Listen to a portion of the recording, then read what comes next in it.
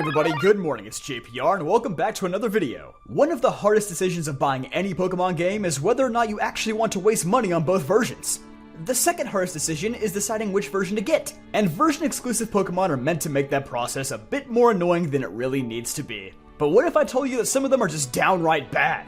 So in this video, I'll be analyzing some of the most lopsided exclusives against their own counterparts to find what the worst version exclusives from every generation truly are. And it's worth noting, I'll only be considering the Pokemon for the generation they debuted in. I'm not going to be comparing Butterfree versus Beedrill for Black and White, because at that point, who really cares?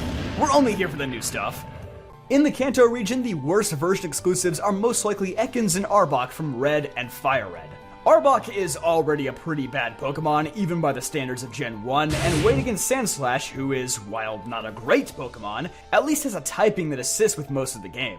Remember, Gen 1 has a crazy amount of poison types that Sandslash's ground typing can easily dispose of. And beyond that, Gen 1 is notorious for its broken psychic types, devaluing Arbok even more. The only downside to Sandslash is that you'd have to burn a Dig TM on it pretty early in the game, since its Gen 1 level up move pool has less sauce than a forkful of spaghetti. If we are talking strictly Gen 1 though, and not Fire Red and Leaf Green, then Primeape is arguably the worst exclusive, as it has to go up against the absolute menace of Gen 1 Persian. If you've watched my Type History series, then you already know Normal was way more of a threat back then than it is now, and Persian stands at the forefront of that army. On the other hand, Fighting type is absolutely abysmal in Gen 1, with Primeape in particular's best move being Submission, an 80 base power, 80 accuracy attack that also does recoil damage. Yeah, not great.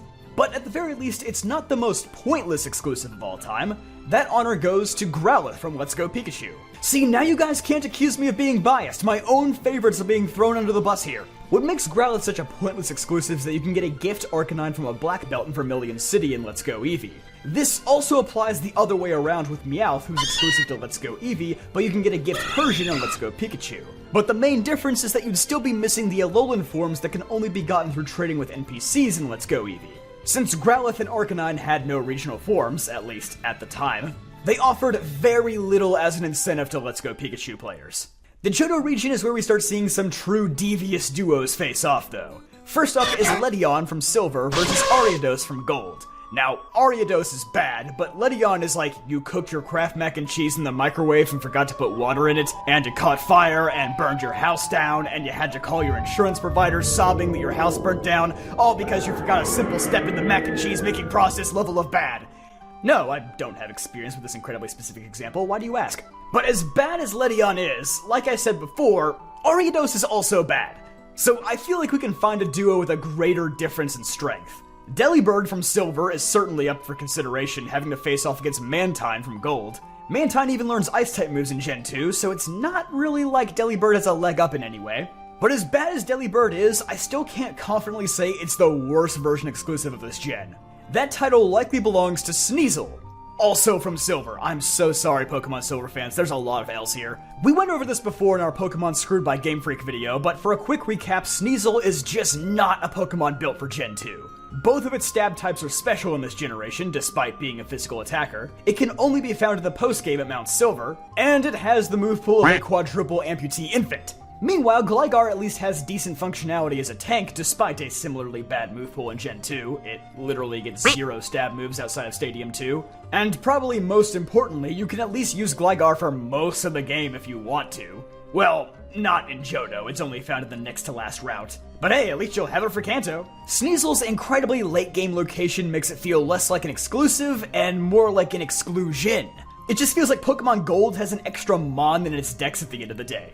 Now, all things considered, Gen 3 has pretty well-balanced exclusives. Lunatone and Solrock are roughly the same Pokemon, Seedot and Lotad are both solid enough 3-stage evolution lines, Latios and Latias are about the same viability despite fulfilling entirely different roles, and Mawile and Sableye are two Pokemon that are both getting picked last for their respective kickball teams, so at least they suck together. Which leaves the obvious worst exclusive as Seviper, who has to face off against his mortal enemy Zangoose from Pokemon Ruby. This should come as no surprise, as Seviper has been a recurring character on my videos. From Pokemon Screwed by Game Freak to the worst signature moves of all time with Poison Tail, this Pokemon really can't get anything right. It levels up far slower than Zangoose, its stats are distributed way worse than Zangoose, its typing is worse than Zangoose, and it literally can't even poison Zangoose. I guess this makes sense given that mongooses literally eat snakes in real life, so maybe Zangoose was intentionally designed to be better? But it still leaves Pokemon Sapphire players with one less good option to choose from.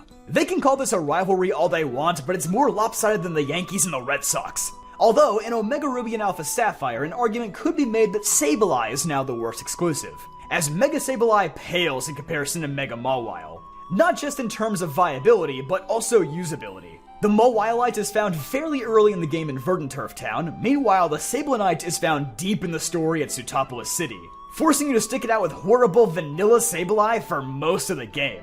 At that point, it's not even worth using at all. So regardless of whether you believe Seviper or Sableye is the worst exclusive, it's still not a good time for either of the Sapphire versions. Generation 4 would deliver us our very first pair of version-exclusive fossil Pokemon with Cranidos and Shieldon.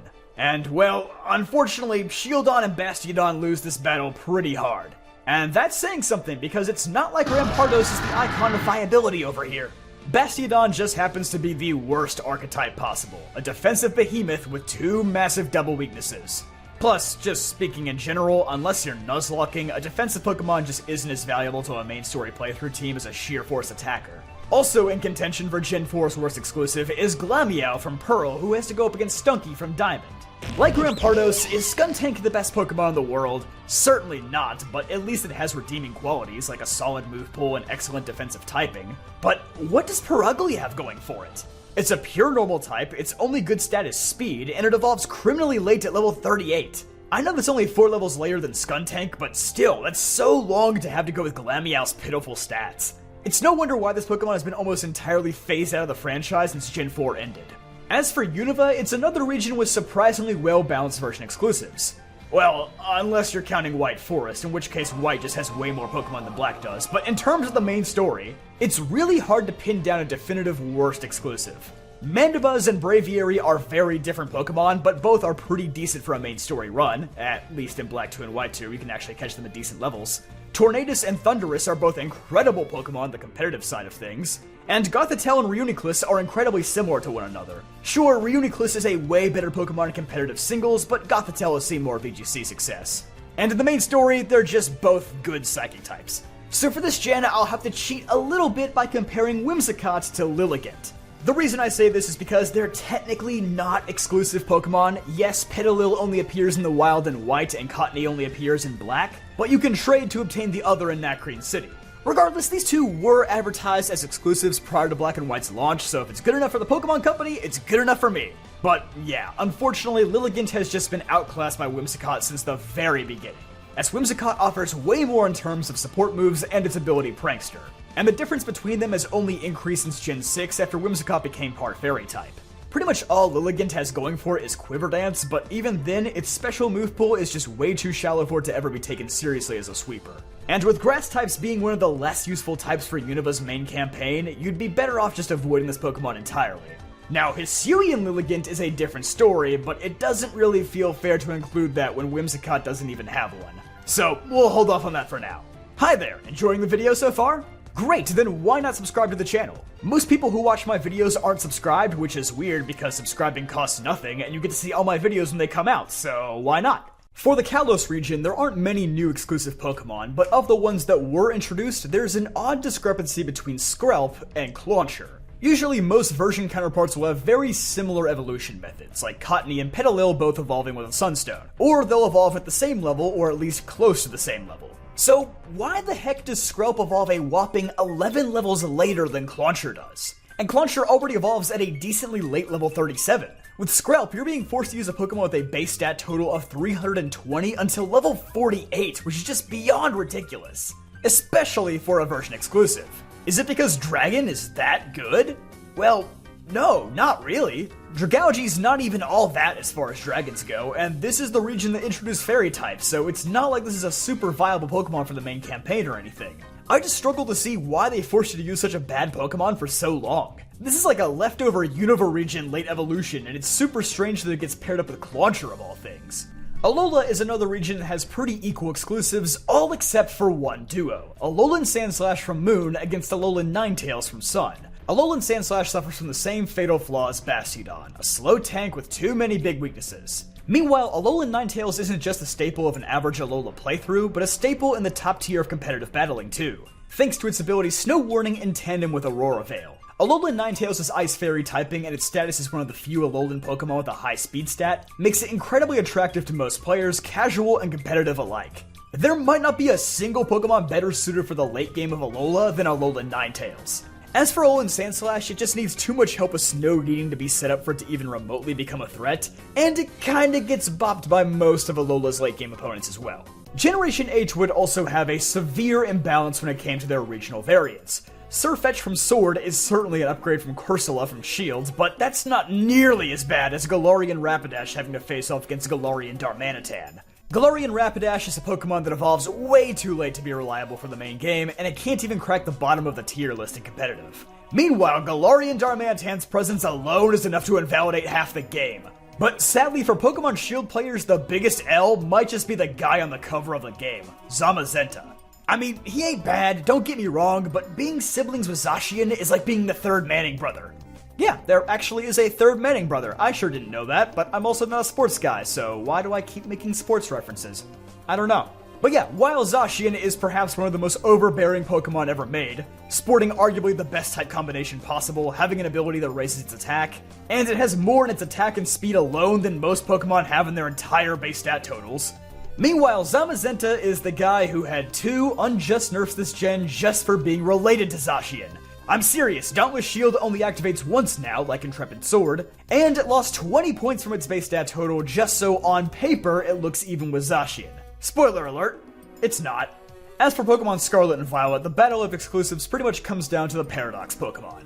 And aside from Donphan and Volcarona's Paradoxes, or Roaring Moon and Iron Valiant, most of them can't be directly matched up against each other like other exclusives. There's just not much of a correlation to tell who is meant to be whose counterpart. Well, except for one duo, Iron Leaves and Walking Wake. I'll be real, there's no competition here. Walking Wake is just in a league of its own, not only sporting vastly superior typing, but also having access to one of the greatest signature moves of all time in Hydro Steam, which powers up in both Sun and Rain.